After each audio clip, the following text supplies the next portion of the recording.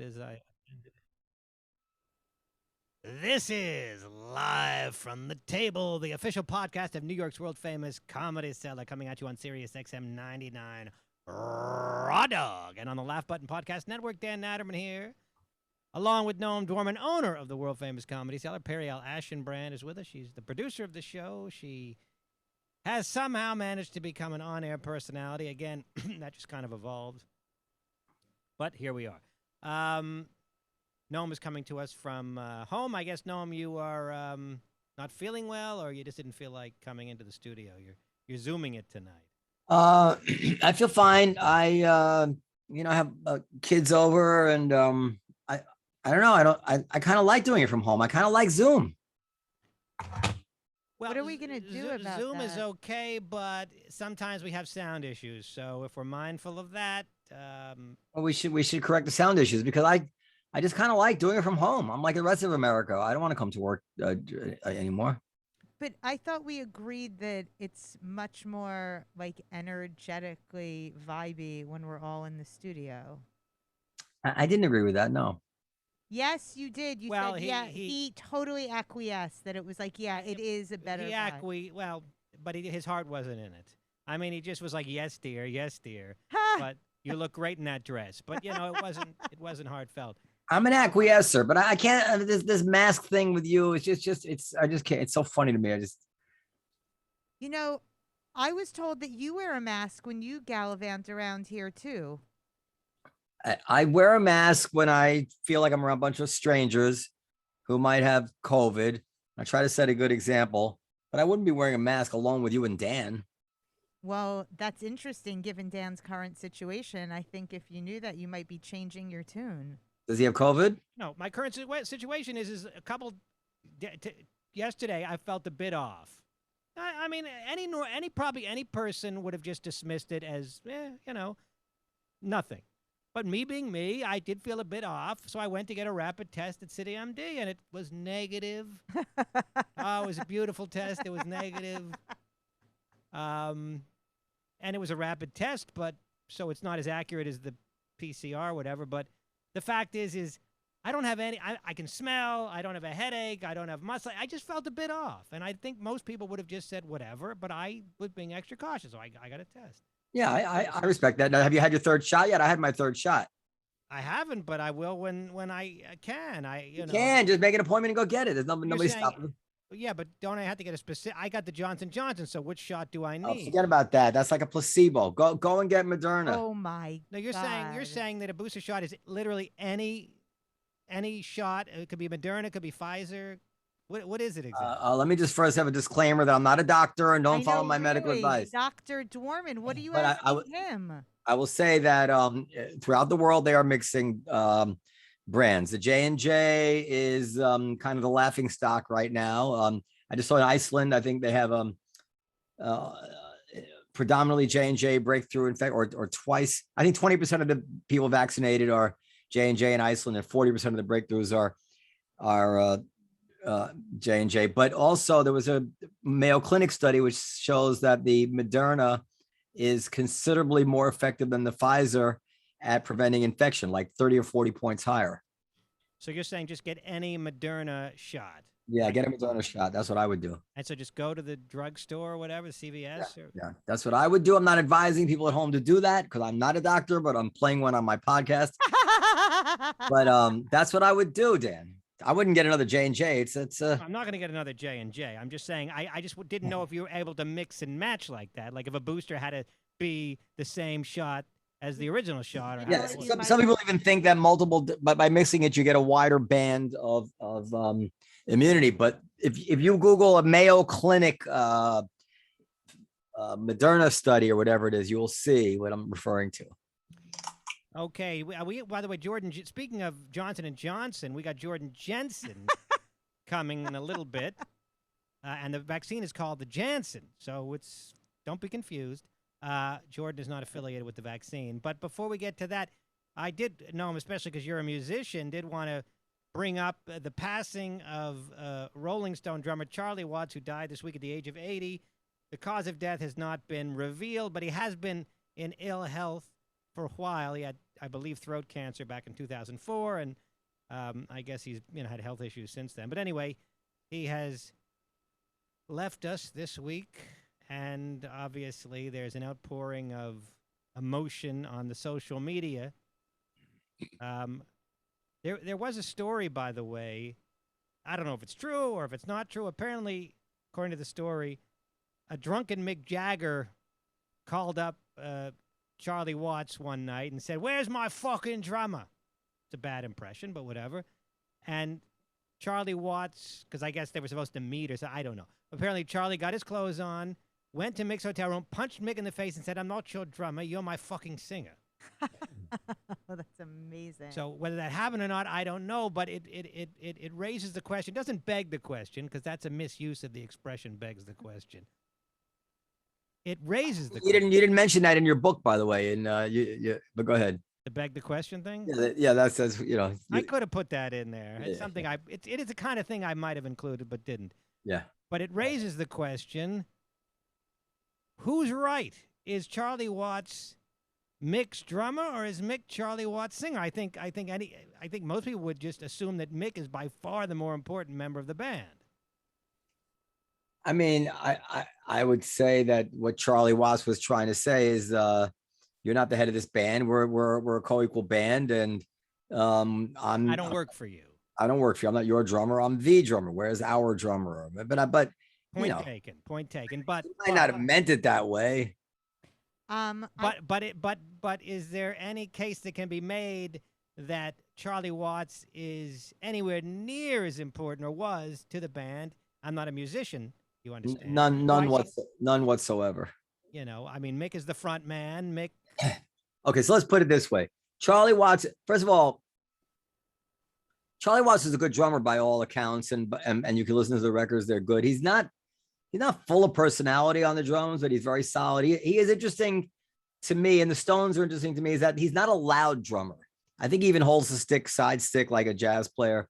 And so it's an interesting rock band because they don't lead with the loud bass and drums. It's really all about Keith Richards' guitar. So Charlie Watts was sick, and the Stones are on tour, and they have this guy, I forget his name, he's a famous drummer. It'll come to me. And they just go on, and probably nobody really notices the difference, right? But I don't think they could even consider touring if Keith Richards were under the weather. I mean, he is completely the sound of that band and the lifeblood of that band. So yeah, without Keith and how could they tour without Mick? But I dare say, I can't really imagine them touring without Mick Jagger, but musically they could probably sound closer to the Stones with a guest singer than they could without Keith Richards. He's a totally singular, unique dude. That's amazing to hear that. I mean, they wouldn't tour without either of them. Yeah.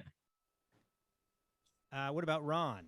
He was the bassist, or is the bassist? No, Ron Wood is a second guitarist. He's all right. Apparently he and Keith Richards have a good rapport, which is something you can't measure in a band. It just comes through in kind of like a happy, buoyant sound in a band, and they like playing together. They don't step on each other's toes, and they vibe together, like I do with Nick, at the Olive Tree sometimes.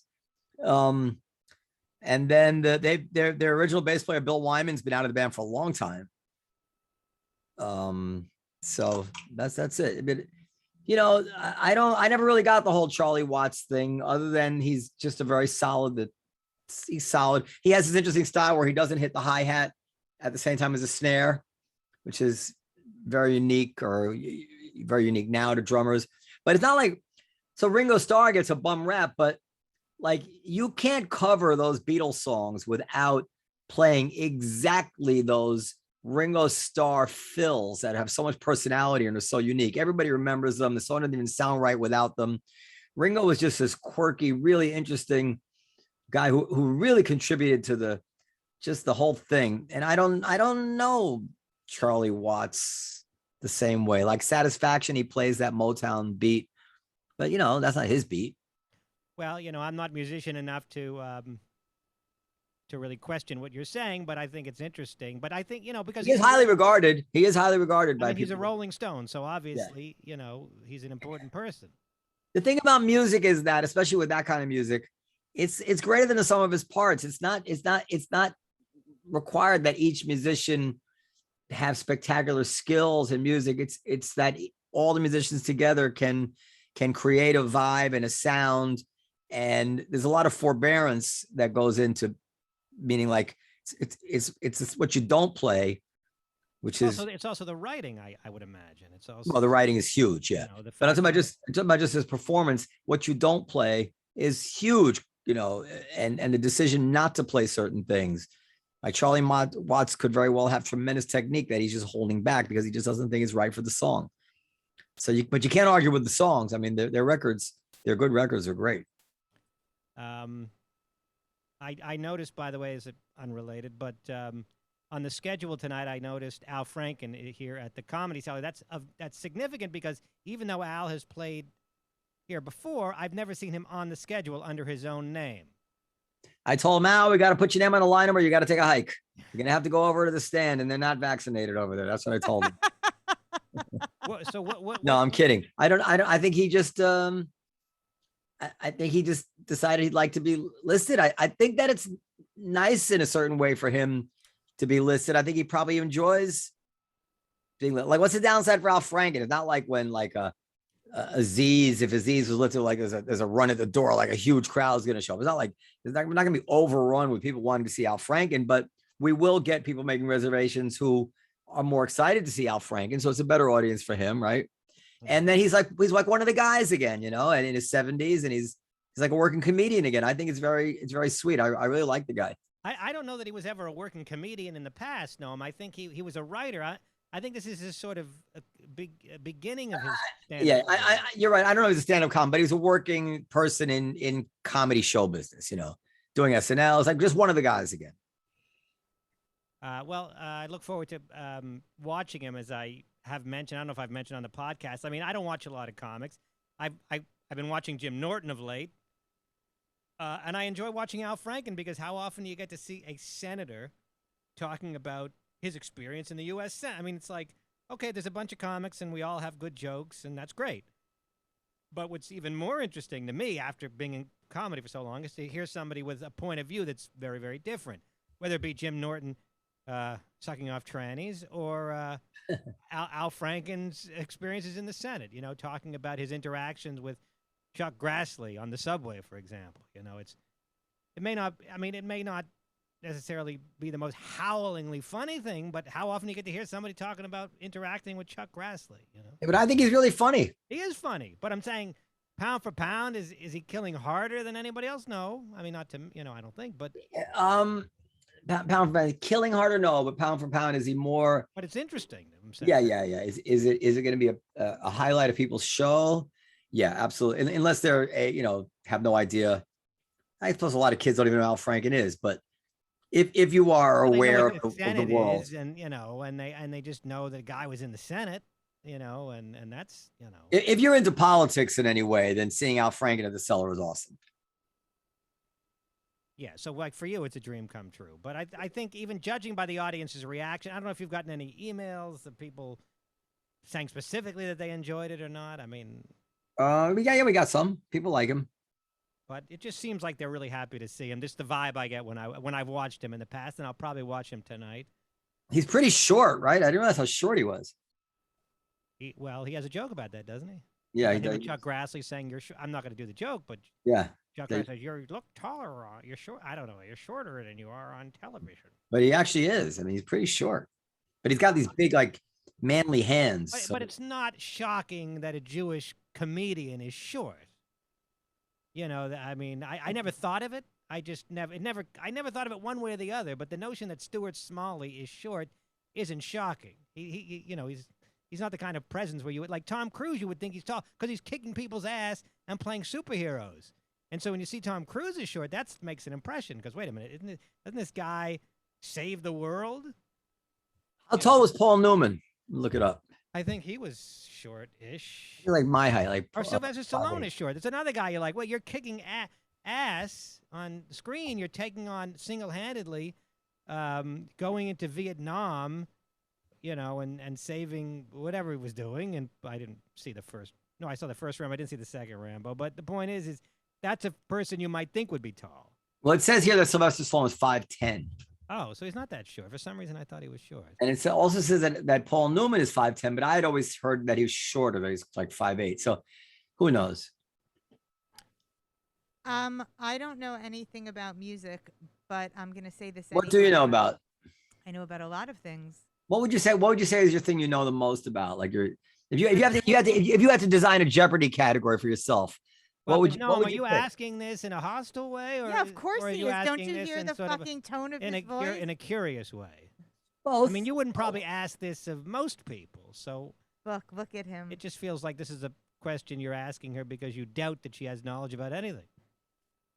I will say he's always shocked and sometimes apologetic, frankly, when he finds out that I'm much more knowledgeable than he would like for me to be. When did that happen?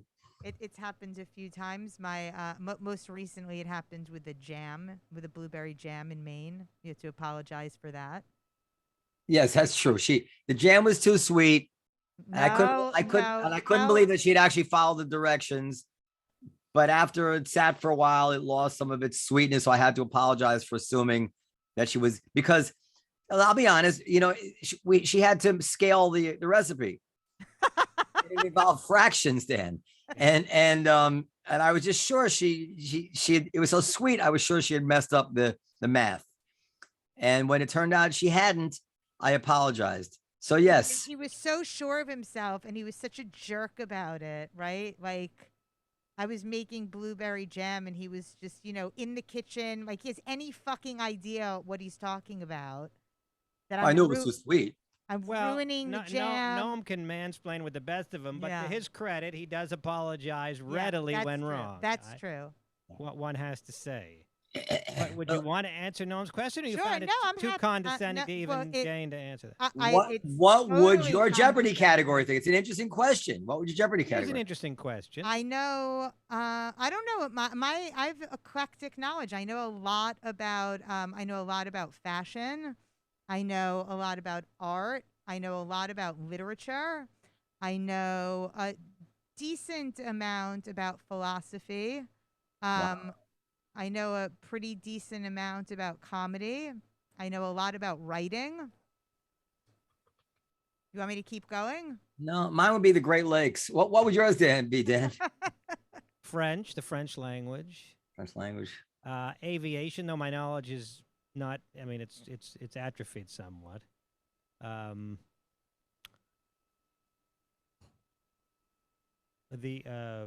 Stamford, Connecticut. I don't think I have any good Jeopardy category for myself. Well, music. Yeah. No, you know a lot about history. And No, yes, you do. not about the stuff. Like I know a lot about history that pertains to things that might be going on in the news now. You know But a that's lot about the not what Middle they ask on East. Jeopardy. You know On a Jeopardy- lot about the Middle East. In Jeopardy, they're going to ask about, the Ottoman Empire, the Peloponnesian War, or the Austro-Hungarian Empire, like things like this. I don't know what the fuck those things are. I mean, I know it's World War II and World War One, Austria-Hungary. I mean, I don't really know. I also know a lot about serial killers and like psychopathy stuff. Where is that? Do we have any word on Jordan Jensen? Well, I had spoken to her earlier today, and she confirmed that she. But you're would dealing be with here. comedians; they can be unreliable, unless, of course, I mean, unless it's a spot, and then they're very reliable. No, I spoke to her today, and she said she would be here At what time? at 7 o'clock. I told her she'd be going on at 7:15. Well, maybe if you could send her a. I text. already sent her a text. Okay. So we don't have she we don't have just any said- She just said just walking out of West 4th now. Okay, so she'll be here momentarily. Wait, We I want to tell you something because I thought of you when I saw this.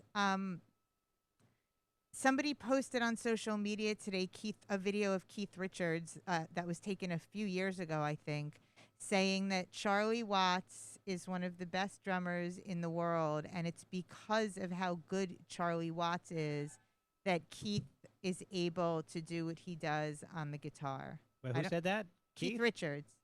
I don't know. That if may that well be. resonates. Again, I'm not musician enough to dispute that, and I'm, obviously Keith would know better than I. It was interesting. Now, of course, they're old friends, so he's obviously going to be complimentary. Well, I mean, it wasn't like an obituary, right? Like it was in an interview. I thought it was an interesting thing, and I actually wondered what Noam would say, but I guess now we know that it's all the. No, I think they like playing together. I mean, he's not one of the standout drummers in terms of a technical thing or in terms of inventing, unique beats. He's not like Steve Gadd or the guy like did like 50 Ways to Leave Your Lover and played with Chick Corea and played with Paul Simon and James Taylor and Steely Dan and like one of these guys who could like be a chameleon and be innovative in so many different genres. He's not that kind of drummer, but he's a really, really solid drummer. I'm not trying to badmouth Charlie Watts. I mean, the Stones are great. Hello, Jordan Jensen just joined us, and how alliterative was that? Jordan Jensen just joins Jews. Hello, Jordan. Hi, Jordan. Yeah, I think so. Jordan Jensen, everybody. I'll give you an introduction whilst you're putting on your headset. Jordan Jensen is a rising star in the Comedy Cellar orbit and beyond. She comes to us from upstate New York, the city of Ithaca, where my sister went to college. She went to Ithaca College. And my brother-in-law went to Cornell, so we have some Ithaca associations in our family. She spent some time in Nashville, Tennessee. She now resides in Brooklyn, New York. She was a New Faces Montreal pick. When was that, last year? Or whenever it was the last time they had New Faces? I don't hear you very well. Can you maybe turn? I can't hear you either. Are you plugged in? Are you? Nicole, can we? Nicole, we have an issue with Jordan's sound. Have you done this before? No, it's Bobby. Oh, Bobby. Yeah, I didn't, because I thought you were making your debut here. She is. Nicole whilst Nicole is doing what she does, I'll continue this long, overwrought introduction and completely unnecessary introduction. Jordan is now a regular at the Comedy Cellar, and she opens for Louis C.K., and we expect big things from her, and I won't make the same mistake with Jordan that I made with Amy Schumer. I'm going to stick right by her. I'm not going. You abandoned Amy Schumer? I didn't necessarily abandon her, but when she was a nobody, I didn't make an effort. Is that right? To be friends with her, and I think it literally cost me hundreds of thousands of dollars. I think if I had only stuck by her, I probably would have at least gotten a job writing on her show. Were you stuck? If nothing were else. you stuck to her for a brief moment? No, I treated her like anybody else. You treated her like I treated her like anybody else, and like a woman. Even when it was obvious that she was heading in an upward direction, I didn't make any extra effort. Well, so I don't plan on repeating that mistake with you. Well, that's great. There's lots of favors you could do for me. I have lots of things I needed done. Which, by the way, isn't to say that I know for sure that Jordan's going to hit big, but I think that things are looking good. I think she's got a better chance than most. Well, thank you. That's very sweet. Yeah. It's very One can never encouraging. predict anything in this business, but, if you play the odds. It's almost discouraging because you didn't have high hopes for Amy, and look at her now. No, I did have high hopes for Amy. I just didn't play. I'm very real, and I didn't. Right. I mean, The the fact fact of that the optimistic about something. The fact of the matter is Amy and I, we're not kindred spirits. We're not. Nothing drew us to each other, so I would have had to been a phony with her. Do you feel like we're? Well, I feel with you, it's a little more natural. I do. That's I nice. do feel it's a little more natural. I wouldn't necessarily call it a friendship at this point, but whatever it is, I feel it's a little more natural than it was with Amy. I feel like I get along with you better than I got along with Amy. That's not. Yes, I let you watch me eat sometimes. I share my Well, chips don't make with me you. sound like I don't know if it's necessarily creepy share my pervert. chips with you, but I have chips in front of me that you eat all of. That's happened. Has that happened? Mhm, Yeah. yep. I have issues in that area, and I do. Me too. I really do as well. But the good Correct. news is you're on a strict diet, so I'm kind of doing you a favor. I've fallen off the diet. Was I on keto? You were telling me you were only eating 1,200 Oh calories yeah. a Well, day. that's forever. That was yeah. me. No, that's me as well. Oh, me too. Really? Why Yeah, is that? 1,400 calories a day. I've been at 1,200 or lower for 10 years now because of I used to have type 2 diabetes as a Oh, kid. wow. I was a big fat fatty, as Dan has said to me before. You're a big fat fatty? That's what he said.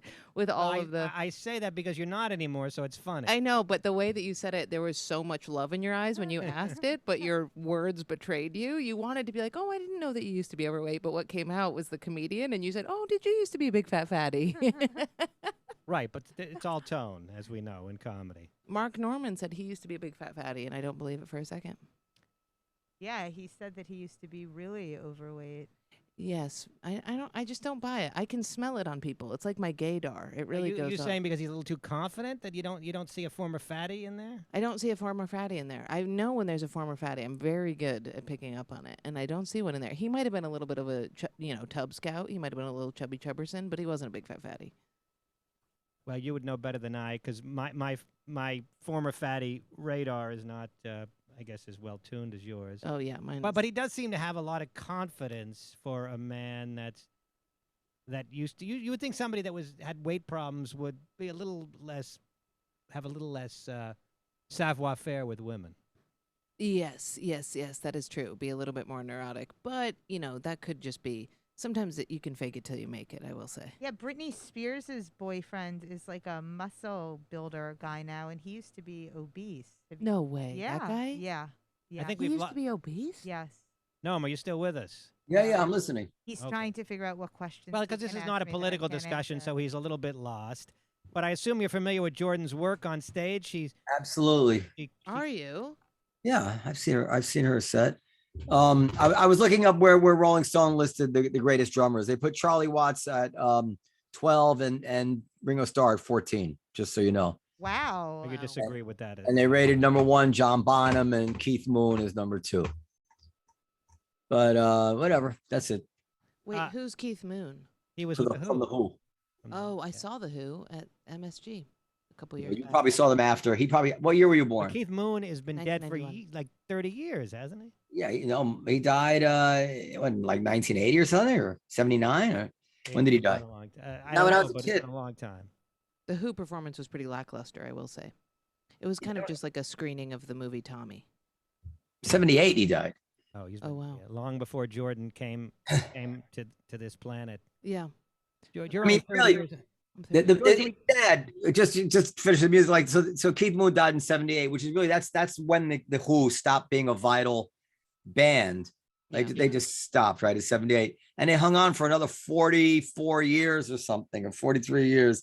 What Way about the longer. Rush drummer? Never been a band prior to that. It's just something sad about that. Jordan's wondering about Neil Peart, where he would rank on the Rolling Stone list. Oh, he was high, but I think I closed the. High meaning he was near number 1, or high meaning he was up at like 100? No, he was high, meaning close to the top. But you guys talk about being overweight. And I'll find a few. Hold on. But no, I wanted to ask Jordan, because Jordan was getting a ton of spots here, like 7, 8 a weekend. Mm-hmm. And then one weekend you only got 4, and you were really neurotic about it. It was. I have OCD. And has it bounced back? Yeah, bounced way back. It was also a day that I only put in for 4 days, so I was really over it. And also, you thought that I thought I did something wrong. You thought you had made a Jew joke in front of Esty. Yeah. And you kind of. Oh well, that probably would explain it. That's I thought. What was the Jew joke? I'll tell you. What was the Jew joke? Jew joke was, I was talking about how I got the vaccine and how since getting the vaccine, my periods have been completely insane, like 10 days versus like 3 days. And I was talking about how women are having like miscarriages out here, and how it's funny when you ask a man what they think about the vaccine, they're like, I'll tell you what's wrong with the vaccine. The Jews are controlling my thoughts, And you're like, meanwhile, their wife is like bleeding out next to them. But I explained to her that wasn't an anti-Jew joke. No, It that's wasn't an anti-Jew joke. I really spin out. There are weeks where I really feel fine and like I have my head on my shoulders and everything. And then other weeks where the smallest butterfly flap can send me up. And that really was, that also was a week where I was very low on sleep. And that has a direct, I remember spinning out to you Yeah, you were really upset because you'd only gotten like 5 spots instead of 8 or 9 or 10. There was something else that happened. Oh, yeah, that's right. I did that Mint comedy show. And I had such bad, hence why I did the period joke. I had such bad cramps on stage that I didn't do that well. And it was the first time on one of those Mint shows that I didn't do really well. And I thought she saw it and was like, I will I'll punish So him. now, does this insecurity stem from having been fat? I mean, it's the chicken or the egg kind of thing. I think the insecurity is what made me take a lot of medication when I was a kid, which then made me gain a bunch of weight. What kind of medication? Every medication, Wellbutrin, Prozac, Abilify, Oh, really? Effexor. Oh yeah, I was like very much the kid of the 2000s. I was just in my head a lot as a kid. I was very like, I had OCD really bad, but I also just really couldn't understand the whole existential reality of. I just didn't understand why people existed. I didn't understand what made people go on living, and I was only like 8 having those thoughts. So Aw. of You were course, kind of like a child prodigy of existential dread. yes, I'm a child. I was born with existential dread. Yes, and then I went to school for philosophy, which helped a lot because I learned about that everybody has existential dread, and it's Yeah, kind but not at such a young age. I don't. Oh yes, no, a young But age. I was put in a very cool school that was a alternative democratic community school that was like very hippie, and that really helped me out because it was basically just the teachers being like, there is no meeting, so let's have a good time, smoke some weed, and grow some, food for us to eat, and that really helped me out. But as a kid, I just couldn't wrap my head around it. I was like, what? And what is this, all this big idea about me being called Jordan? You guys just think I'm going to be the same person every day? What if I'm not? What if one day I wake up? Like when I read Kafka's Metamorphosis, Yeah. that made a lot of sense to me. Nice. You know what I mean? Where I was just like, what's going to, how do you guys know I'm not going to wake up today and start spinning the heads off cats? You have no idea. You just, you know what I mean? And then I did a lot of acid. That also helped. My 8-year-old son Manny has a lot of existential dread. I worry about him. Periel, I think, can attest to that. He'll wax philosophic sometimes. I don't know what the hell's going on with him. Yeah. Anyway, He's probably going to be a very funny little boy. he's Or not funny. boy. He's not funny? He's very serious. Is he serious? Yeah, he's very serious. Yeah. Well, he'll probably make really cool art, whatever it is. So Jordan, just so you know, apropos of the spot issue, you're what, 30 years old? Mm-hmm. I mean, which is very young for a comic. I mean, if you were trying to be an ingenue in Hollywood, I would say, yeah, that might be pushing it a little bit. But as a comedian, that's super young. Not for women. But even for women, I think it is. Even for women, I think I wouldn't say super duper uber young, but pretty young. I mean, Leslie Jones got SNL at 50. That's unheard of. That was very late. That is extreme. But Amy Schumer started maybe 34, 35. She started. What's Amy now? Like 38, 39, 40? I don't know. I'm not But sure. it's still pretty young considering what you're accomplishing. I think you're in a very good position. Of course, one can't predict the future. You should be my therapist. I like this. And I just enjoy being 30, which is still young, and getting.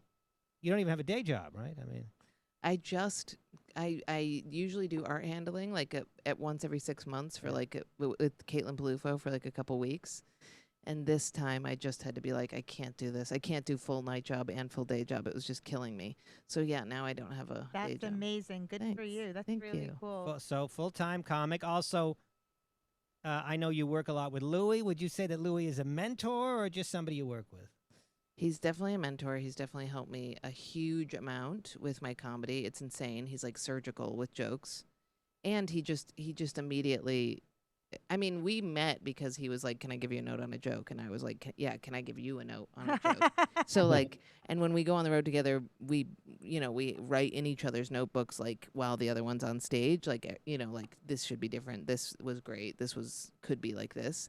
And it has been so helpful. Like I used to be such a like crowd work comic, and he was just basically like, you don't need to be doing that. And now I do it, in a way that is like very intentional, but he definitely exponentially grew me up in comedy working with him. It's really nice.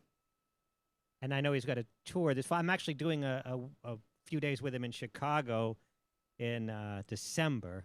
That's great.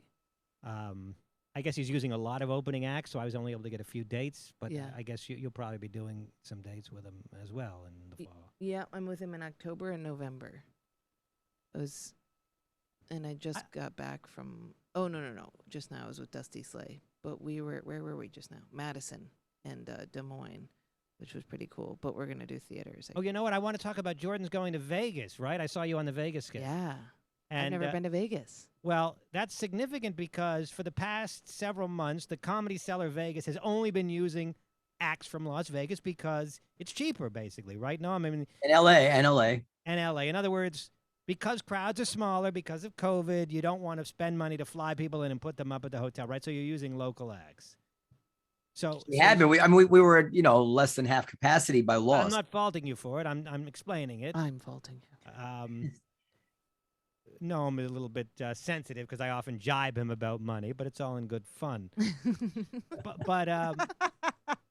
But it seems like you're sending New Yorkers out. I mean, Jordan's going. Who are you going with? You going with any other New Yorkers? Well, what's really cool is two of my I feel like I'm friends with a lot of people at the Cellar, but Ian Fidance and Shane Torres are like my buddies. And so it's like a really Oh, that's going to be a good show. You guys are all doing together? fun.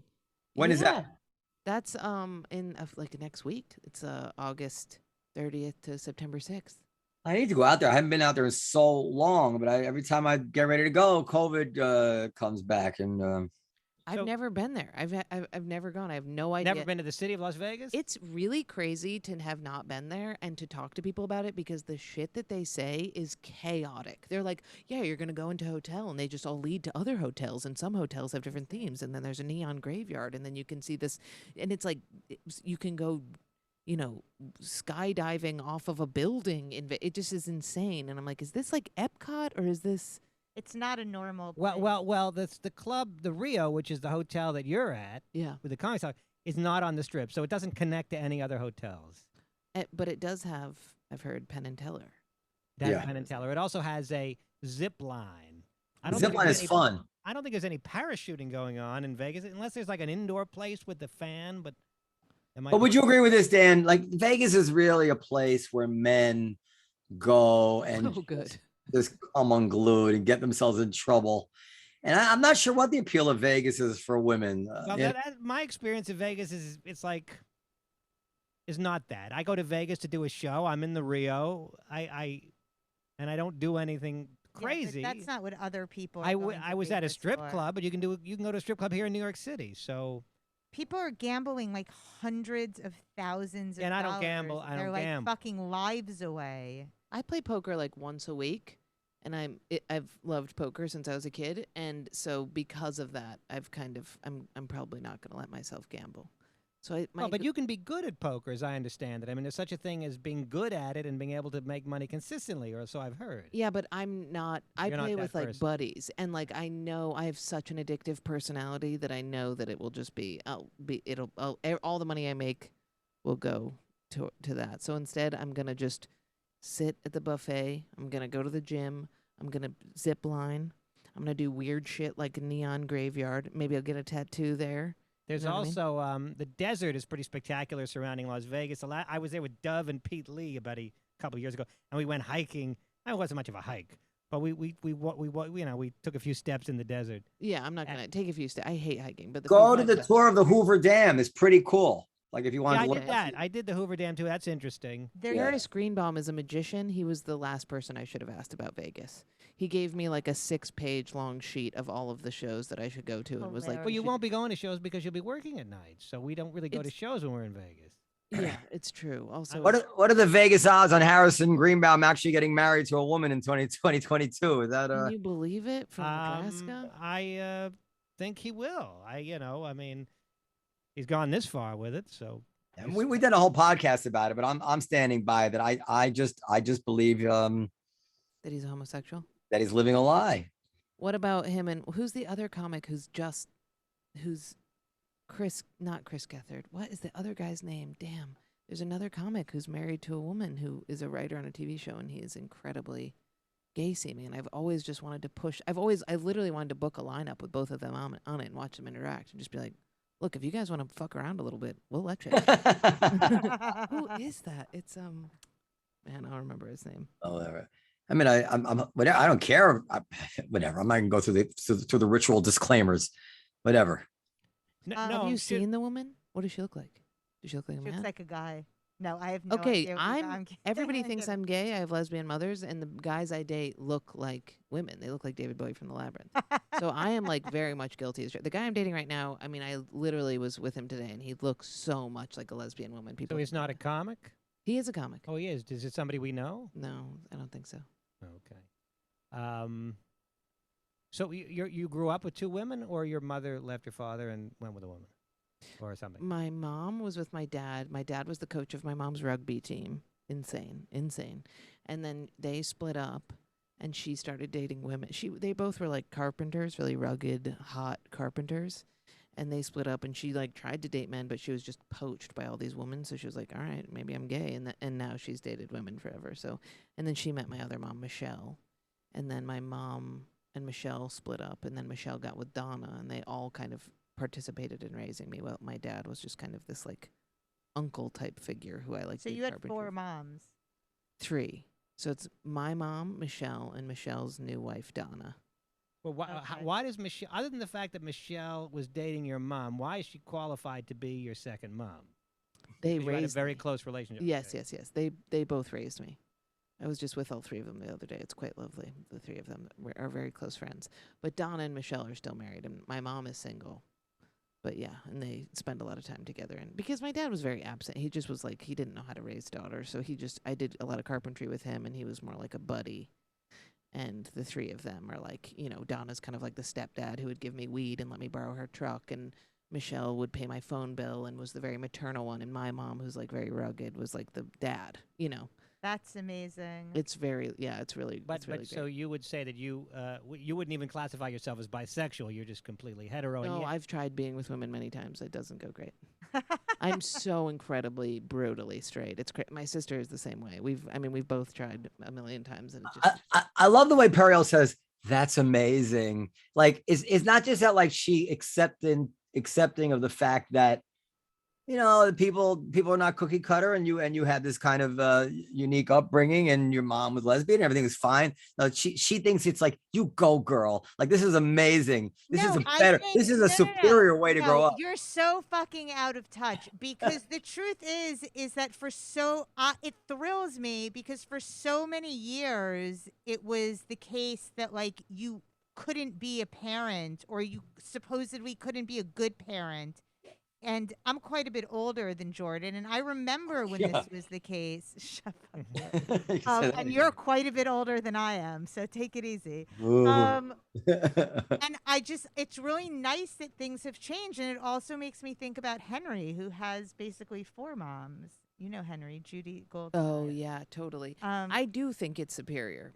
I actually do think that. I mean, tell us about that. Why is it superior? I was just with them 2 days ago, the 3 of them, and I was watching them interact with my niece. And like, anytime Dave, my sister's husband, or any man would enter, the vibe shift is so. It's just that men. I mean, I don't mean to say that you guys suck, but there is this like sensation of like, I don't want to be perverted around the daughter, and I don't want to be heavy-handed, and I don't want to be too cumbersome or whatever. And with the women, when it's the little girl, Sophia, my niece, and me and my sister, and my 3 moms, it's just there's nothing is held back, nothing is like awkward or stilted. It's just like love and like a pile-on of affection. Whereas then the guy walks in, it's like, well, when are we gonna eat? And I don't know, maybe she should be wearing pants, and I don't know, you know what I mean? And with women, it's like it's just way more. It's very liberating, and it's very warm, and it's maternal, and it really does feel like Plato's Republic style. Like, yeah, let the women raised. I mean, I don't mean to be gender normative or whatever, but there is a sensation growing up of like, it ruled having a pile of women raise a woman. You know what I mean? And then my dad would come in and be like, I'm going to teach you how to chop wood and do carpentry and drive a truck. And that was really helpful. But it was like having 3 figures of warmth like that women are just naturally have more ingrained than men, in my opinion, it was great. It was awesome. Like, if I have a kid, I'm going to make sure that like 4 of my female friends are on board with, you know what I mean? Like, that they are aligned. Well, I can totally accept that what you're saying, but I wouldn't want to say that fathers, because your dad was like a rough and tumble guy, that doesn't mean that necessarily that fathers are not loving. But I take what you say. I can accept that. But then, so you would say that whatever the issues you had as a child in terms of your mental health with the drugs and all that, these are things you're probably just born with, right? These are not a reflection of childhood, the way you were raised. You think this is just natural? I do think that my relationship between my dad and my mom did lead to a lot of mental health issues. I think the way that my dad was way too rough and tumble, and my mom did kind of have to like get away from, like, he just was really upset when she wanted a divorce. How old were you when they split up? I was 2, but the divorce like hearings and stuff went until I was like 5 or 6. It was like many years of a lot of fighting, and my dad was super angry, and he was like a farm guy, and my mom and him were like farm people, and then my mom was like, I want to live in like the city, which is like the city of Ithaca, which is still very small, but it's like, and he was.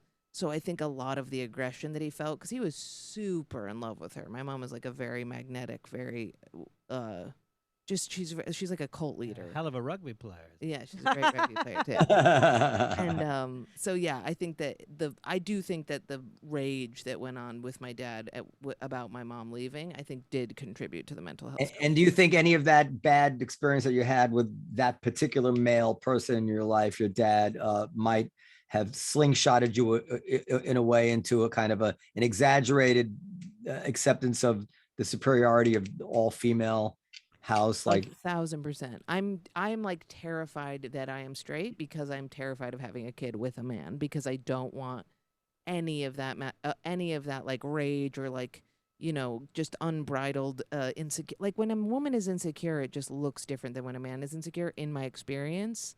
Yeah. And I'm not saying, and I have a lot of masculine insecurity because of how my parents are, but like, I will say I definitely am tainted by the fact that I had like a straight up cowboy of a dad. But the men you date sound like it's the opposite. You're dating. They're not feminine. They're not. They look feminine, but they are. I mean, I am attracted to manly men, or emotionally kind of men who are not that. Men who I have to like educate on emotions. I am very like driven by my biology, and I can't really date like a beta NPR guy. You know what I mean? I can't date like a Philip Glass as much as I would want to. In my house, it's the females who have the rage. Perio will tell you that. My wife is the rageful one. I'm the one trying to keep things on an even keel. And by the way, I sawed the tree limbs today with a chainsaw. Wow, you did? No, I did. Beta you. No beta am I. That's I mean, why did I have to yell and scream at me until I did it? And tell the chef, like, why can't we hire somebody to do this? I was wondering. I could get hurt. You're not supposed to do this at my age. I don't know which way the branch is going to fall. I really went through all this stuff. Why didn't you hire somebody? Why? I really do think it's stupid. I was wondering this today in terms of, I was wondering about the word beta. Now, in the Stone Age and much of human history, obviously, physical strength meant everything. So I guess an alpha male would have been the strong guy, that could kick the other guy's asses and take the women, right? That was the definition of the alpha male. But I wish that I wasn't attracted to the alpha male. I hate the alpha male. But in modern times, of course, physical strength is of some value, but obviously much less important. Would for example, Mark Zuckerberg, who's worth $100 billion, is that an alpha by definition? If you're worth $100 billion, you're automatically an alpha? No. Oh, certainly not. I think it's hard for alphas to make that much money. There's no way. She's definitely sticking her fingers up his butt, don't you think? But they sure. Yeah. I mean, she's a guest. I'll let her answer. Go ahead. Oh, what? Me? I just don't think. Yeah, I think you can make a lot more money if you are a beta and are able to sit calmly and quietly and wait and be patient and allow business to arrive at you organically, as opposed to just blundering ahead like hot-headed. I think alpha is a vibe because I think David Letterman is an alpha. I think Stephen Colbert is a beta, and they're both have their own shows. They're both rich and everything, but there's just a certain Letterman is just an alpha male to me. Also, there's certain people who in any group of friends through their lives will always end up gravitating to be like the leader of that group or one of the people, the leader, not a follower. That's an alpha personality, Mm-hmm. So and physical strength, you could be a beta with, you could be a super strong physical beta, I believe. I think it's a personality thing. Yeah, I think it's a personality thing. I agree with you, Jordan, though. I do think that, to be like level-headed and not reactionary and not like hot-tempered is, I don't know. How did I wind up with an alpha male? I never was. Do I know who you're with? I don't know. No, he's not a comic or anything. No, he's not in our world. Oh, okay. Yeah, but Jordan's been to a couple of my shows. Has she been to the See You Next Tuesday? She has been to the See You Next Tuesday. Mm-hmm. Okay. I mean, Robert Kelly is an alpha male, right? Yeah, totally. Yeah. But I don't think Louis J. Gomez Is an alpha. I don't really know him. I know I he's a think he Legion of wants to Skanks be guy. really bad, but I don't think he is. I think Bobby's like quintessential alpha male. Yeah, Bobby's totally quintessential. And Louis J. Gomez is like desperately trying to not be a beta, but is. I don't know him, so I don't know. Yeah, I don't Who know. else? I can't This is a comment. fun, I this knew- is a I fun knew- game, though. I like I it. can't comment on whether Lewis is a beta because I don't know him. Beta but- might shouldn't beat you be up. Negative necessarily. Also, beta is like Yeah, beta does have I think an inclination to witness and be like, I'm gonna learn from the things that I see, and not like I should be. Like I was at work the other day. I was doing an art handling gig, and everybody was trying to alpha, and it was just so frustrating, and nothing could get done. But the one person who wasn't being an alpha was actually leading all of us. You know what I mean? Because they were the only person who had. Is it fair to say in the modern world that we could do without alpha males, but we'd be in real trouble without the betas? I do. I think mean, the bonobos prove that to be correct, because I think it was bonobos. They got rid of their alpha because he was like raping women or hurting people or hurting monkeys, and or people. or people. Yeah, they're almost people. Bonobos are so close. And then they basically got rid of him, and the scientists who were watching them assumed that a new alpha would be chosen, but it wasn't chosen.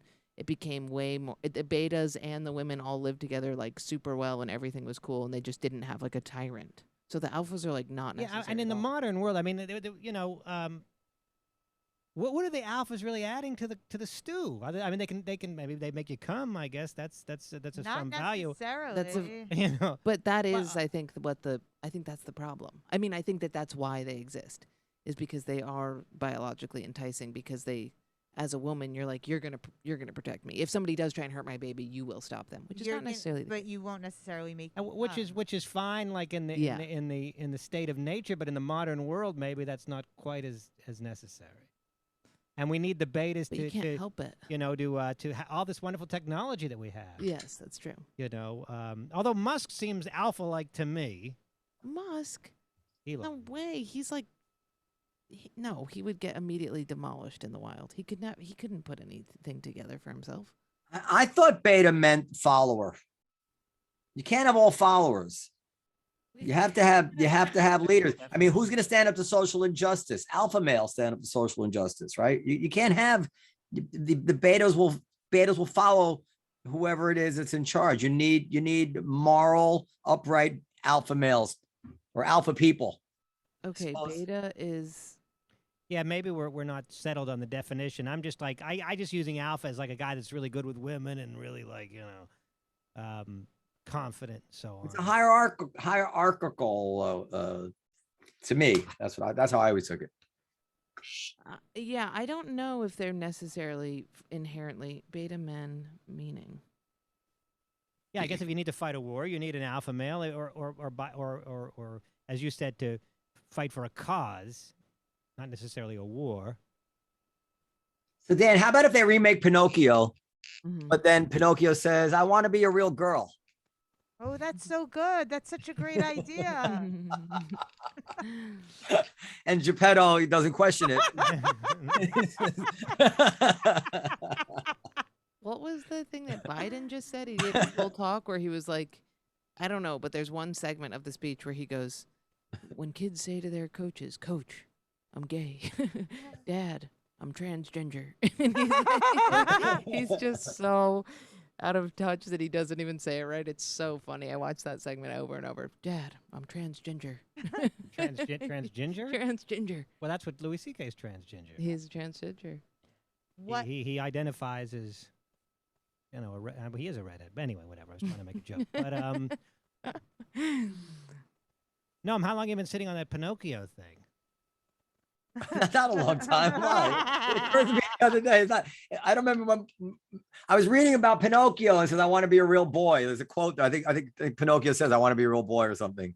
And I was thinking about one of my arguments with Periel about trans stuff. I was like, what if it'd be kind of cute, 2021 remake if he actually said, "I want to be a real girl." It's such a good idea. It really went from little boy puppet to a live boy puppet to girl, to human girl. Well, it's not a bad But idea. not the human girl, actually the human trans boy, like a girl, but he's still Pinocchio. It's a We don't know if great he's we idea. don't know if he's had the surgery or not. Doesn't matter, right? You're Because not- trans puppets And are, he keeps are telling women. the truth to make his dick go in. And like it's whenever, whenever he tells a lie, she tells a lie. yeah. Anyway.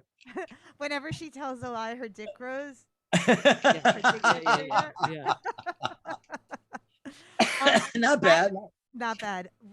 You're feeling better? Last time I saw Jordan, you were all out of sorts because you had eaten. That was so fucked up. That was a horrible. I had eaten a 50 milligram edible. That was bad. Do you have any idea how much weed that is? Like you're supposed. I to did eat that like one time. On you're supposed accident? to eat 5. I, And I, then you're supposed like a bite. She ate 50. It was actually. I can't believe I didn't make myself puke. I didn't even think of it at the time because I was panicking. So Does that work? If you puke it out? Can you even puke just to out try. I mean, THC? 50 milligrams is I got it from the guy I was dating who is like full blown can do any drug known to man, and he was like, this is gonna be pretty fucked up for you. I'm really sorry. I'm gonna like stay with you because it's gonna be crazy. And I actually was okay. And now since the edible, I can like handle weed. I've been like using it to go to sleep and stuff. It like blew out my What? THC receptors. You So said now you were like wandering around the park. oh for, yeah, like, I had to be. hours. I literally, he was driving me home, and I was like, you need to let me out. I need to be in nature. And I just wandered around Prospect Park like a lost child with like a jug of water. It was the craziest Yeah, day. I was speaking to somebody just last night who told me his worst drug experience, and he's done them all, was weed. I Yeah. mean, even more so than acid, he told me, or mushrooms. He's had worse experiences on marijuana It's than on all those other things. it's Now, the most difficult drug in my opinion. Acid, you're like, this is it. Acid, if you have your shit sorted out, it will have its shit sorted out. But weed will make you have unsorted shit. It will give you, it will tell you that your heart is going to stop. It will tell you that you have to like, your tongue isn't sitting right in your mouth. It will just say insane shit to you. Whereas acid will just like illuminate shit that you need to. right. So if you're already a little not quite right, acid is certainly not recommended. But you're saying if you got your shit together, acid is less likely to fuck you up than weed. Yeah, weed will fuck up anybody. Acid, you can really. I mean, How long were you high for? 2 days. I mean, 2 days. Like I took a bite of this edible with Jack the other day, the kid I'm dating. He took a bite of it too, and he took literally a fifth of what I had eaten. And we were watching a zombie movie, and he's like a full pothead. He can do whatever. And he was going into shock, like his body was shaking uncontrollable because he was like scared at this movie. And the next day it was like, man, I cannot believe that you ate 50 milligrams. Maybe they should legalize acid or mushrooms. They or should something. legalize mushrooms. I mean, again, I don't want to. Well, I've never taken acid, but we're talking about extreme weed thing here. Most people, don't take that level of weed. They use it for a smaller, more gentle high. But I had the same experience. It was before edibles. It was a pot brownie, and I ate the whole thing. Oh, The whole, Yeah. and I stood up, and it was just like a Hitchcock movie. And the person in front of me stayed there, and the room just elongated. And I didn't want to tell anybody because I was embarrassed because I had purposely eaten the whole thing because I didn't want my friend to get any of it, and I was hoarding it. It was Steve Fabricant, and I just slowly walked to the other side. It was a big apartment. I walked into my bedroom. I didn't tell anybody, and I literally remember thinking I was gonna die. yeah. And I didn't want to, but my father was still alive then. And I figured I'd rather die here than my father see me pulled out in an ambulance for eating pot brownies. And I was high for like almost, I wouldn't say it was 2 days, maybe at least 36 hours, at least a day and a half. Did you? And it was horrible. Did you eat the whole brownie because you wanted just a brownie? You just thought it was a normal brownie, or did you know it was a? No, I knew it was a pot he didn't brownie, want to but get any. So fucking dangerous, these edible. I mean, you could just give somebody a brownie. I mean, when you smoke pot, you're smoking, so you're not going to do too much. I mean, you might do too much, but you kind of know. The gummy The I ate was fucking- this you could big. eat- It you was could eat- this big. you and won't- It didn't taste like weed at all. Right, so you could give somebody a brownie and say, "Hey, here's a brownie," and they wouldn't even know. And next thing you know, I mean, it could. I could have been Super, hospitalized. super He could have been hospitalized. The brownies are fucked up. I don't know why, Yeah, but I've the been butter is. immobilized Yeah. from brownies. I still don't think I'm the same. I actually think it had Oh, God. a permanent effect on me. I never felt the same after that night. Are you I'm telling you, it's serious? really weed is fucked up. My dad died. We don't know how my dad died, but he used to smoke 11 joints a day, and I'm convinced that. Well, I know how your dad died. Yeah, I'm convinced that the weed gave him a weird heart thing. I've never felt my heart be weirder than with weed. It's like I think what weed taught me, because I had one very bad experience. I thought the cops were coming to get me. I was like in a dark room, and because I put myself in a dark room because I thought that would be helpful. But I was just like the cops like are they gonna would be able to be see. pounding on the. No, I just thought it would calm me down. But Yeah. I thought the cops were going to come pounding on the door. It was the worst I've ever felt. It was horrifying. Yeah.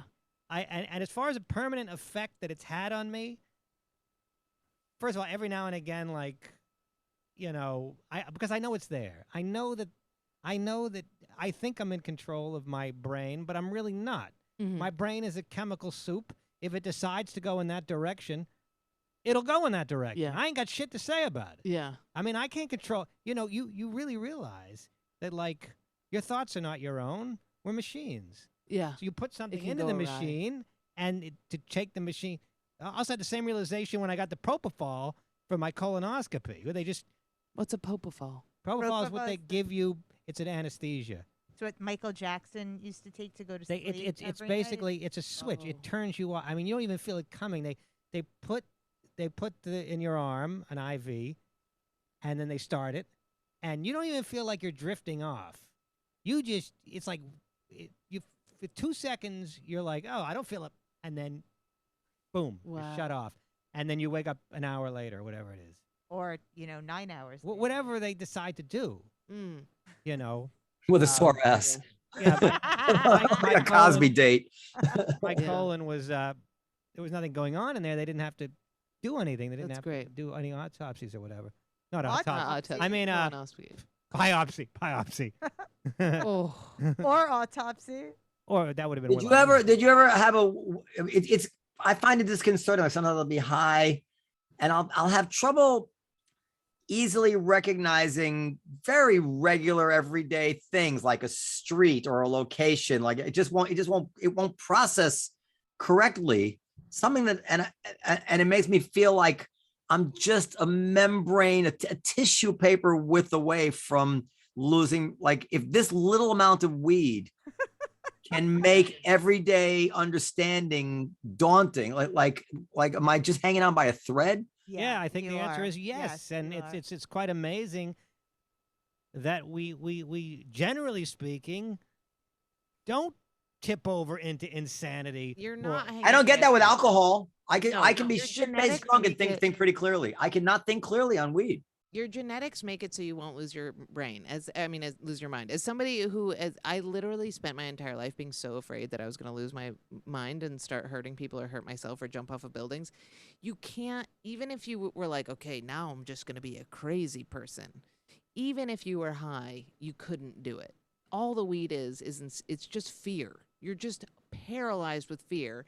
And your brain is sending all sorts of things, being like, you need to freak the fuck out because something is wrong. And Why does it make you paranoid? Why does I don't know the chemistry behind it, but I know that what it does is like for me, like for Dan, it was like the cops were your fear. That's crazy to me. I've been arrested 3 times. I've never been scared of the cops on weed, but so many people get scared of cops on weed. For me, it was like I'm scared of schizophrenia. That's like my big fear. Well, I also thought that I would never get back to normal. I did have that fear, and so I did think that, like, oh, is this it? I mean, because this is not. When was this?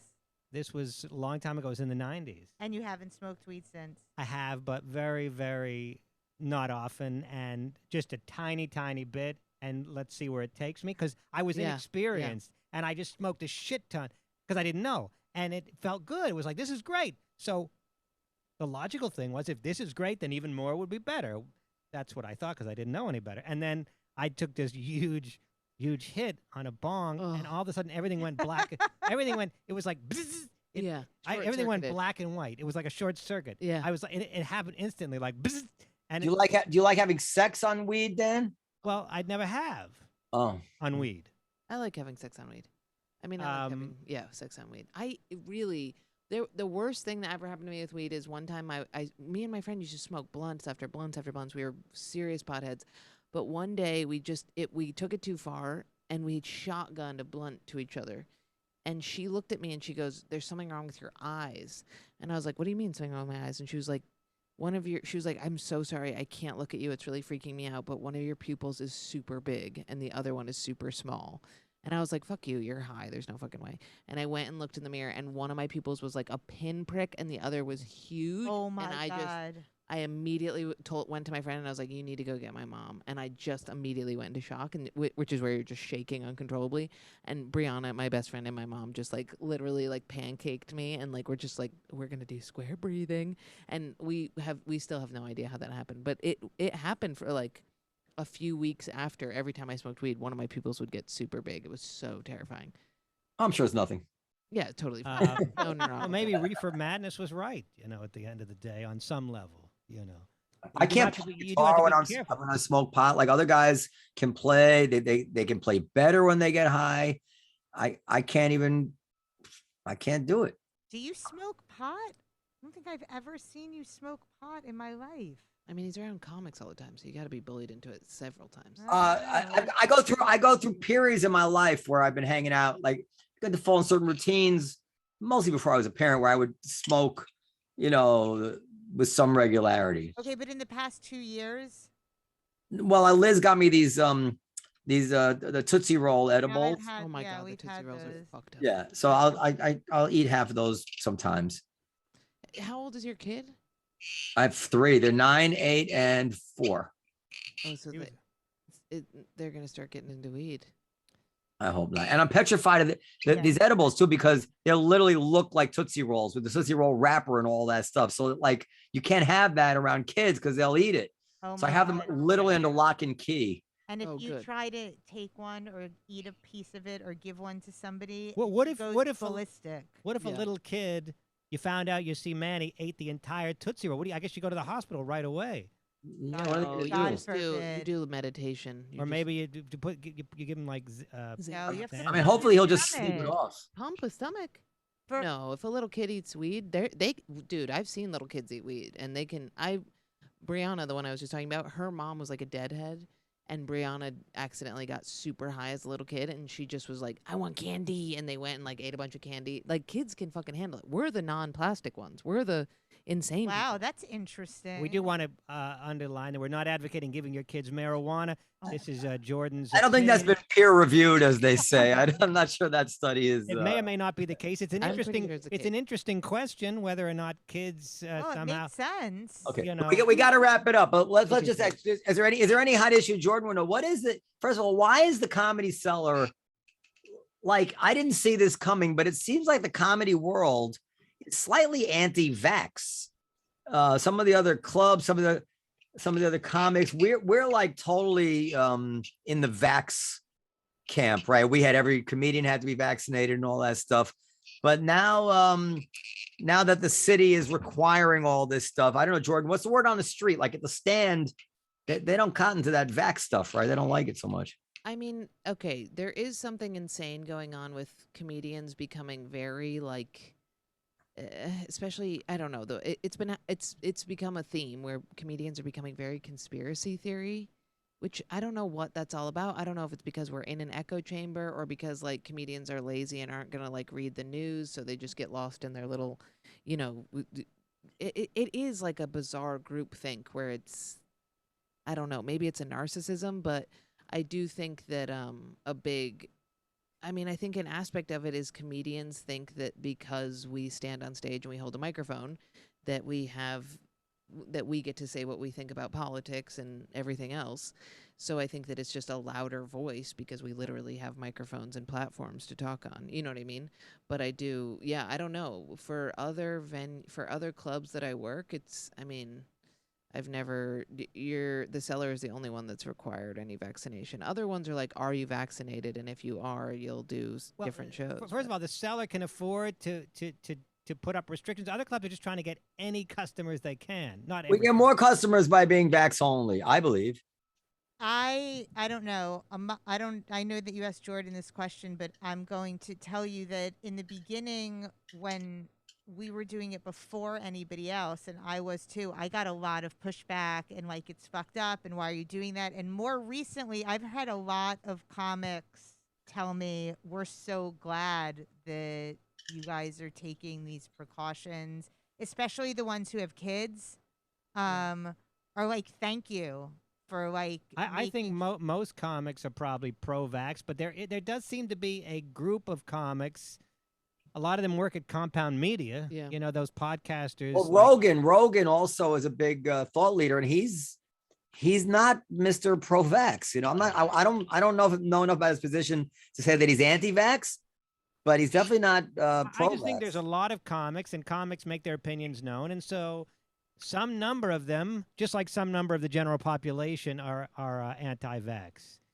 It's just also that people think that if a club requires you to be vaccinated, that the next step is the government will require you to be vaccinated. And you say that to a comedian, and I mean, you say that to anybody who, and comedians typically have this like bizarre libertarian pull because it kind of makes people who are funny are typically people who are analytical, and people who are analytical are ones who have pushback against like the zeitgeist, which, I mean, I went through my Ayn Rand phase, you know what I mean? Like we've all gone through our like Nietzsche weird phase. I mean, the literary references coming out of Jordan tonight are Kafka, Ayn Rand, go ahead. Oh, sorry. I'm really sorry. Okay. No, it's good. I have 3 lesbian mothers. it's All right. good. I have to do it to make them proud. Okay. And yeah, I never read Metamorphosis. Go ahead. so It's great. It was Jewish Kafka, right? He's so good. Yes, He was. Franz Okay, Kafka go ahead. was I know. I just know if they're Jewish or not. Go ahead. Go ahead. But I do think, you know, it is just like it is this whole like, if you know you're gonna take away my freedom and my liberty if the clubs require it, then what's next? And it's like the club is a independent business. Like they get to, you know what I mean? It's the same theory of being, you know what I mean? It's just like a bizarre. Well, It's also the opposite, because the government doesn't want to require everybody to take a vaccination because it's difficult for the government to order people to do something like that. But if people would just get vaccinated, it wouldn't be an issue that the government really had to deal with. Mm-hmm. But did anybody see it coming? Like for a year and a half, we were all sitting home saying, when are they going to get this vaccination? Like when they get the vaccine, it'll be the best thing. You know, Trump's lying. He'll never get the vaccine when he says he does, when he says he will. And then the vaccine comes and people are like, did anybody see it coming that people wouldn't want to take it? That totally came out of left field for me. Because during. And I'm sorry to interrupt you. And the people who were talking about not wanting to take it at the time were saying, I don't know if I'm going to trust any vaccine that Donald Trump is behind. That's what we would hear, like, you know, in the debate. Well, I don't know if Donald Trump is the one. I don't know if we can really trust he's being careful. But I never, ever saw that right-wing Republicans and comedians. A lot of people were thinking that the whole pandemic was a sham. And we had that crazy guy on the show, Alex Berenson, who thought the whole thing was a scam, and he had millions of followers on Twitter. So yes, there were people that were. You had somebody like that on here? That's awesome. Yeah, he was on Zoom. We Zoomed it. It was during the height of the lockdown. Well, I don't think they knew quite what they were getting themselves entangled in. Like I know he wasn't that crazy on the podcast, but he said some crazy things on Twitter. Right? But on the podcast itself, he wasn't that nutty. He was saying some things I thought were sensible, and some things maybe that I didn't agree with. But he's very much of a mind that the whole pandemic is kind of a hoax.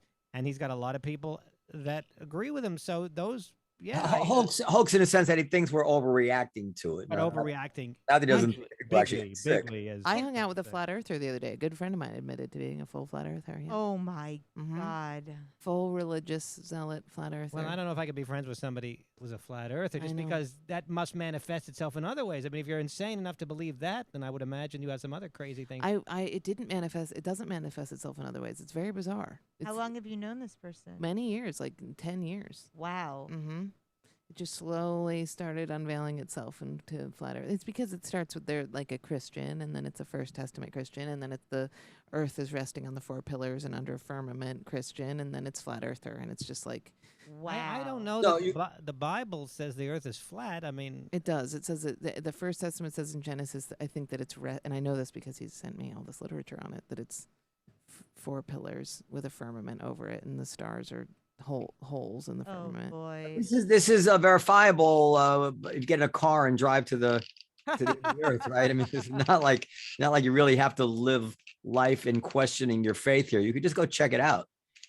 This is also a very successful person. I can't say who it is, but it's a very successful person. It's really bizarre to me. Yeah. I mean, and also everything that I've ever brought up against this person, they've had like a really like a sound argument to be like, well, like Antarctica, I guess, is the perimeter of the firmament, and we don't fly over Antarctica.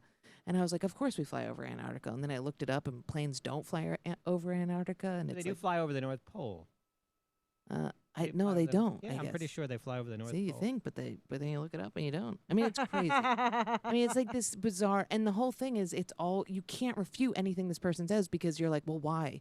Why do we go to the moon? Why do we have these planets? And they're like, oh, because Satan is trying to convince you of science. Stop. Yeah, and you're like, then there's no Stop. way we can argue this. There's no debate here. It's Hey, just- Dan, Columbus, I never thought of it. So Columbus thought he was going to go west to get east to India. Is that how it was supposed to be? Yeah, I believe so. Yes. So he didn't get very far west, right? Like he only got to Well, he hit the New World. So right. But he still thought he was in India. Like, what does that tell us about how fast, like, or how big he thought the earth was? Or like, how could he think in that short amount of days he would have been all the way around the world to India? Well, I guess he thought the Earth was a lot smaller than it is. Right. It's interesting when you think about what it must have implied about his view of the. But I don't know if we knew back then how big the Earth was. No, we didn't. But I mean, people thought. I think some people might have known, and some people thought the Earth was flat back then, right? Although I think that's over. I've heard that that's exaggerated. We learned it as kids that like Columbus was proving that the Earth was round, but apparently people really already knew that, except for Jordan's friend. Mhm. Wait a second. We have to wrap up, but I do have one question.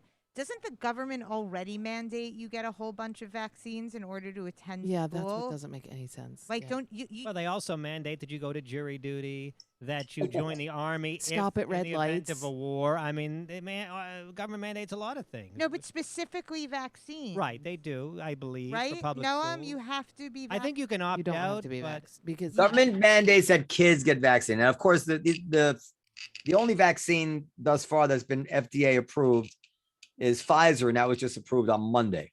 So they couldn't.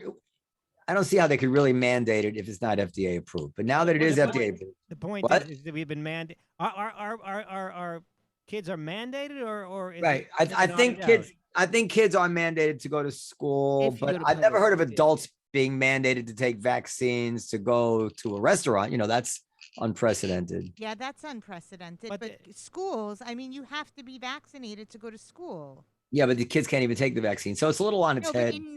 not the COVID one. I'm I mean, saying for- what's interesting. I mean, Yeah, you're I'm right. saying, why are people so against requiring vaccines all of a sudden when we already? Well, require also, like, vaccines? I don't want to get into one of these the same people, because that's like a common sort of social media thing nowadays to say the same people.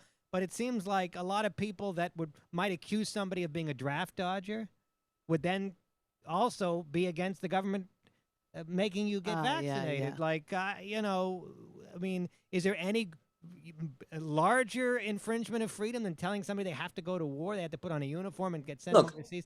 the- And, the- and I don't hear the argument made. I'll make the argument, Dan. I mean, I don't know if I believe it, but I don't think it's crazy that people like me who have or even you, we have a legitimate risk of getting very sick from COVID or dying. So it's kind of an easy choice for us. But for a person who's 18 years old, who has a minuscule chance comparable to the flu of dying from COVID, they say, listen, this vaccine just came out of a bottle a year ago, and nothing's ever been developed this fast. And I don't really know and can't be sure that this won't have a long-term consequence to my health.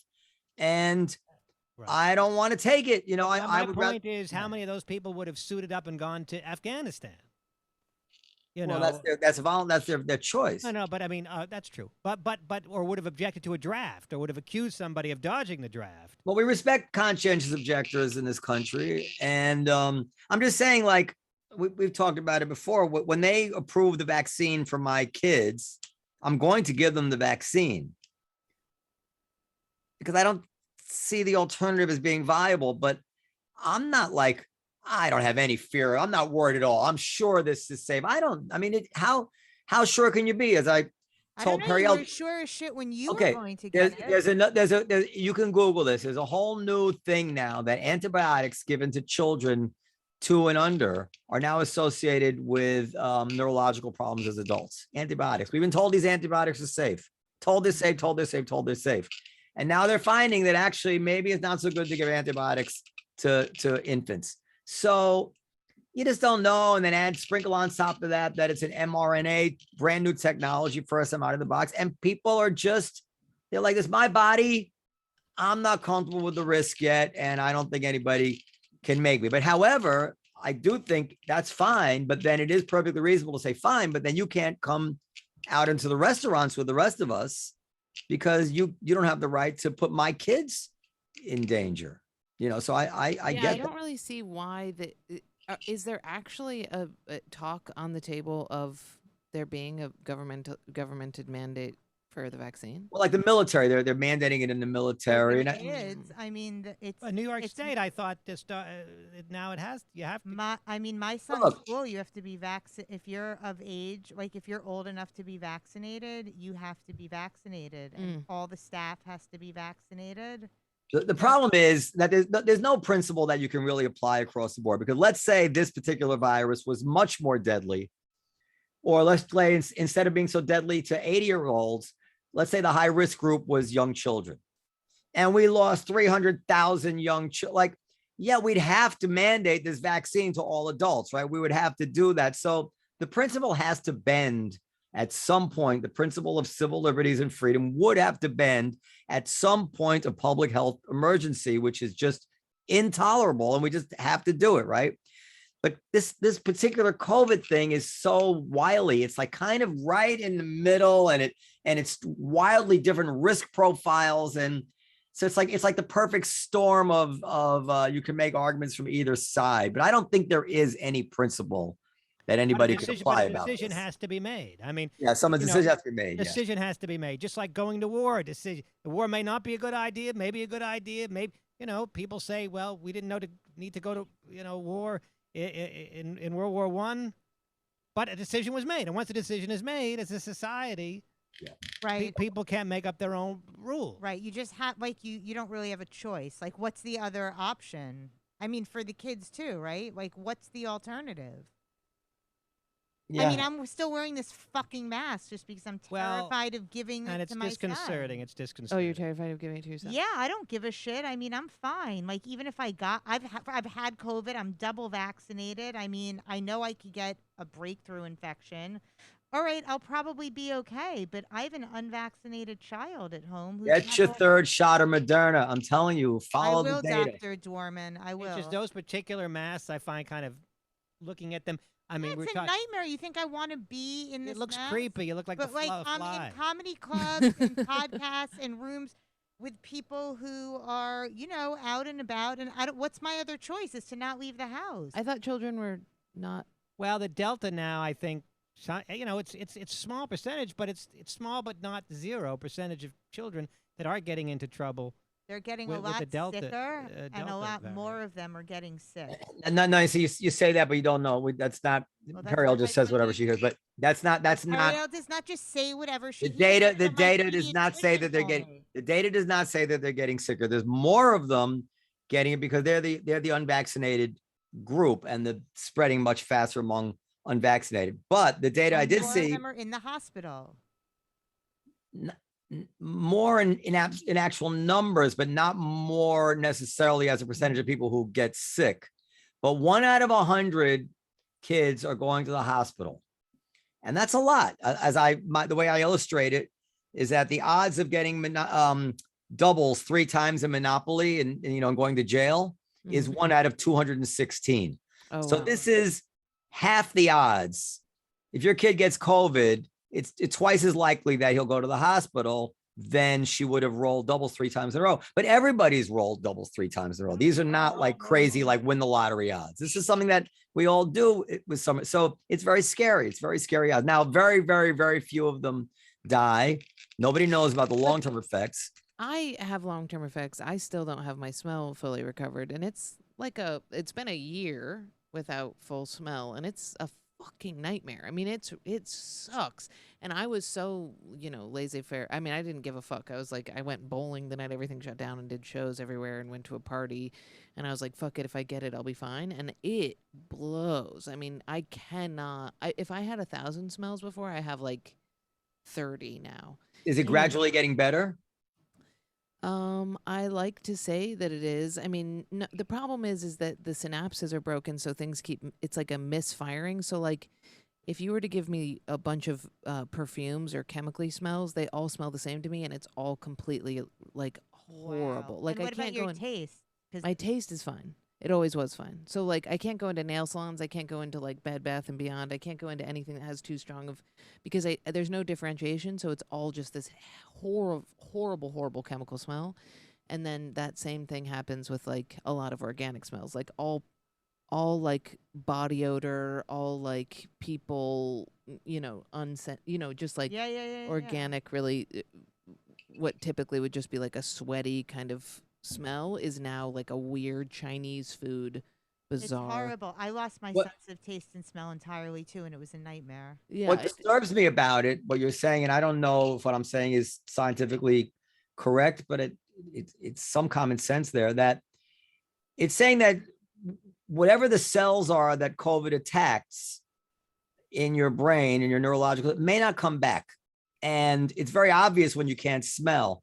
It's not so obvious when you just lose a little bit of your mental acuity, right. and you can't really pin it down. But if those are the cells which COVID attacked, then maybe those won't come back, So it's scary, and you definitely don't want your kids to have that. Yeah, absolutely. And it's like this, you heard about this COVID fog. I hear talked about. That sounds to me kind of like the cognitive version of losing your sense of smell. Well, Michael Rowland, a Cellar comic who I live with, who's my roommate, he was. Oh, really? Yeah, I love Michael. yeah, he's the best. He was talking to somebody outside the cellar, and she was a crossword puzzle like professional or some shit, and she was like, it used to take me 45 minutes to complete like the hardest one, and now it takes me 2 hours, and it's like, yeah, because she's Whoa. like a perfect, it's like a perfect representation of brain fog, and she was like, that is like a, it's like the quantifiable difference before and Well, after so many COVID. people talk about, they'll throw out statistics. Well, only so and so, only so many people die of it, but there are these other potential effects, and there's just suffering. Who wants to be really sick for a week, 2 weeks, 3 weeks? Yeah. So it's not just about the death rate; it's about these other things. I think we probably should wrap it up. Yeah, I gotta be on downstairs. We hope that Jordan recovers her sense of smell, Mm-hmm. and we certainly all wish that for her, as well as great career success. And she can be found at Jordan. I don't know. I'm only on Instagram at Jordan Jensen. LOL. Stop. JordanJensen. Yes. Break out the real Jewish jokes, okay? All Let's- right, fine. I'll go do it. Let her tonight. rip. Let her rip. Finally, jeez. Dan Natterman, you can buy my book, I Respiro Before COVID, at Amazon and BarnesandNoble.com. And Perry also has 2 books out, On My Knees and The Only Bush I Trust Is My Own, also available on Amazon and BarnesandNoble.com. And I guess that's it. We'll Good see. night, We'll see you next everybody. time. I'm going to write a book. Good night. Okay, bye. Thanks, guys. Bye. That was fun.